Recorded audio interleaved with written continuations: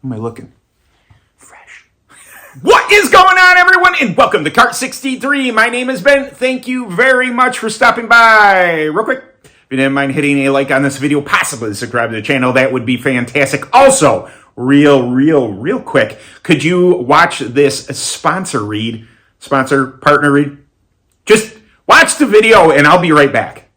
Kart 63 is brought to you by Track Tack Tire Treatments, Burris Racing Tires, BeardOctane.com, 5.3 Titanium, JC Specialties, Product 41, and Shatter Karts. Okay, so Thursday evening on Dirt Kart Racer Live, I think that's what I'm still calling it. Anyway, the live stream I do every Thursday at 7:30 p.m. Eastern Standard Time right here on this channel.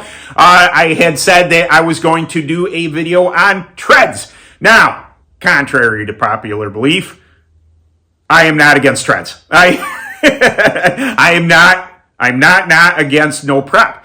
I'm for racing in every single way you can imagine. I have said before, I love racing at amusement parks. I love racing in spec classes. I love racing UAS.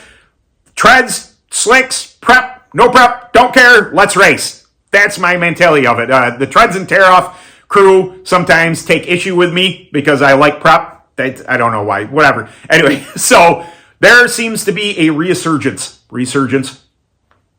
Yeah, you always screw that word up. Anyway, treads are becoming a bigger thing. A couple weeks ago, I put out a post, a vote on whether you thought the future, Back to the Future, get it? The future of kart racing was going to involve slicks, treads. And I was a bit surprised, but not like, holy crap, I'm shocked at this. But a lot of people thought that they were. That treads are going to be the future of karting. Do I think it's going to be, treads are going to take over and slicks are going to be no more? No, I don't believe that. I don't think any of you actually believe that. Maybe you do.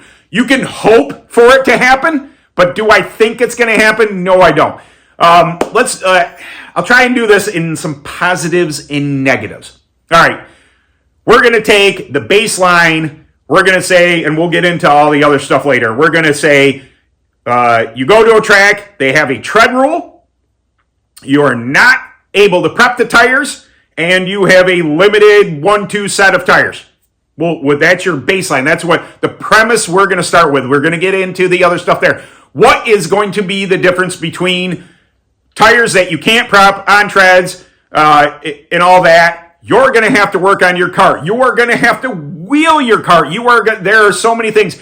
I think that a lot of people, I'm not saying all, have gotten very comfortable with buying a chassis from whatever manufacturer, Phantom, be it Shatter, be it Ultramax, be it whoever. They buy it, they get their numbers from factory, put these numbers on it, and then they just work tires. I think with a treaded rule, no prep, that is going to cease to be a thing. You are going to have to know how to change your kart and how to drive it accordingly for whatever surface is given to you. I think that's a wonderful thing. I think that is definitely in the positive category of what treads can do. Cost effective, again, if you are limited on your tires, if you're not able to prep, this is definitely you're gonna be able to run certain tires more than others. Now, I will say this, that there is always going to be a component of those having that those have not, if that makes any sense. You are going to, if you are, say you go to a track, and you can factor this in the negative if you want to, but when you go to an event, and say a newer tread is faster than an older tread, or an older tread that has been seasoned a little bit, the people with more are going to have more tires at home, whether they're at the track or not. If you have a tire limit that you can have at track, they might have chosen the correct tires from their stockpile, whether they be brand new or whether they be seasoned. So there's a mitigating factor there of whether or not somebody is actually going to have an advantage. But in general, having to work on your stuff, having to work on your staggers, having to work on your left side, in my opinion, and it may be a fact, there's going to be more rollover in a tire because typically, a treaded tire is a little bigger. At least the Burris that I always ran were quite a bit bigger in circumference. You have to work on gearing. There are just all sorts of things that are going to put things back in the driver and mechanic's hands that they don't have to be a chemist anymore. Now, you can consider this stuff negative. I don't like to be a negative guy, but I want to put this out there. With treaded tires, unless you're going to do testing, unless you are going to take tire samples and send them in much the same if you were going to have a slick race that was going to be a no prep type race, you're going to have to do tire samples. That's just that you can count it as a negative. People are going to, breaking news, people will cheat. I don't know if you know that about me. You would like to think that you say no prep and everybody would say, cool, no prep, and then go into and have that be the idea behind the whole thing. But you know darn well, people are going to roll stuff inside. They're going to, treat the tire from outside. The only way to get around that is to buy tires at the track. And even then, people get sneaky. So, on the negative side, if you insist on it being a no prep type of tire series, you're going to have to test. It's going to be a cost to the series. It's going to be a cost to the track, whoever is putting it on that wants to enforce this rule. It's possible. You make an example out of a couple people and start putting up money and say, hey, man, we're not tolerating this stuff. Kudos, man. That will work. If you didn't want to do a no prep rule, I've seen this before. This got brought up in treaded series, that you do a tire depth. You can't be shaving them down. You have a minimum height that the lugs have to be on the treaded tire, no lower than that, because honestly, when it comes down to it, on most kart tracks that I've been on and most kart tracks that I've seen, a slick is faster than a tread. For good reason. It's surface contact. You get more tread on the touching the surface as breakaway. I know that the dirt late model car guys like to argue with me about that every now and again. They're like, I don't think that's true. Dirt racing's for treads, and it's just like, well, cool, but slicks are faster in almost every circumstance. Not all, almost every circumstance. You can do like I said, you can do a tread depth rule. You can do the Duro rule. Did I already mention that? I've done a couple takes of this, so I don't think I have. But walk around, everybody gets on the grid, you come along, or walk around the pits, you start punching tires. If they are too low for that, nope, that tire is illegal. Do not run that. You can punch them. Everybody sets up on the grid, ready to go. Start punching tires. There are ways to do it and keep the emphasis on setup and driver. There are ways to mitigate all the cheating, if you will, but there's going to be things to it. There is going to be a set of rules that are stamped in place. Like, hey, do not break these rules. You will be banned. You won't get your payout. If you break the rules, you're done. So I think that I don't know that the future of kart racing is going to be treads. Do I absolutely love it coming in? Yes, absolutely. More the merrier. If they get series, if they get classes at local tracks that are willing to do it, fantastic. Bring them on. I think it's great.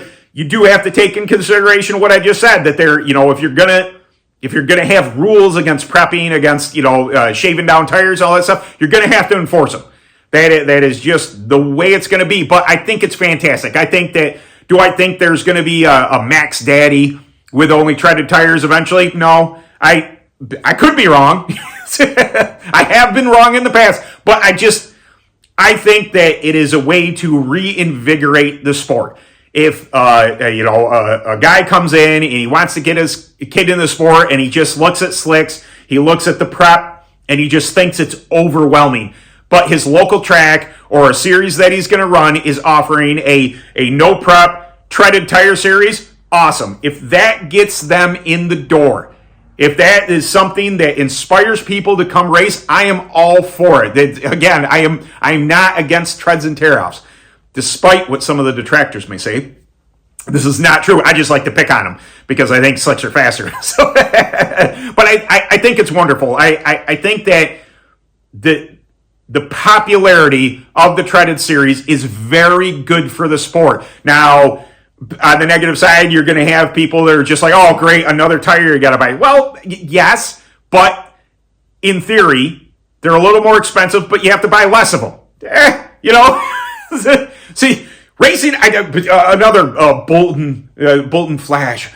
Racing's expensive no matter what you race. You can race RC cars, expensive. You can race go-karts, expensive. You can run micro sprints, expensive. Sprints, expensive. All of it's expensive.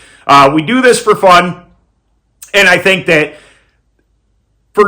in my opinion anyway, treads are a good thing. I'm curious to see it grow. I think that I see one track, Dreamfield, is playing with the concept of a treaded class. Think it's fantastic. Will it grow? Maybe. We will see. I'm all for it. I hope it comes about. I think some of you guys are really on board, according to that poll I did. I think you guys are really on board for it, and I think it'll be a great thing. I want to see treaded tires grow. Do I want to see slicks get out? No. And I in my heart of hearts, I do not believe that is going to be the case. All right. Quick and to the point video. No, not really. I ramble on quite a bit. I think I'm to the point, but I squirrel a lot. Anyway, I want to say thank you again.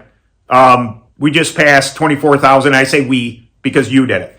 We just passed 24,000 subscribers on this channel, and I can't thank you enough. I can't thank all of you enough for the support, the comments, everything else. I try not to celebrate every 1,000, but honestly, now that I'm this far into it, it's just like, holy smokes, another 1,000. I thank you very much, all of you, for coming by, watching the videos and liking the videos and doing all this stuff. I just very humbly that you guys appreciate this as much as I like doing videos for you. So thank you very much. Thank you to all the sponsors that make this channel possible. It's starting to get cold out here. I'm going to go inside because my hands are cold. This is like the third take because I screwed up a couple times. Didn't know where I was going. I still don't know where I'm going. I'll make something out of it. I got editing software. I can do it. So thank you very much for stopping by. I hope to see you this coming Thursday at Dirt Kart Racer Live at 7:30 p.m. Eastern Standard Time right here on Kart 6T3. And all right, guys, later.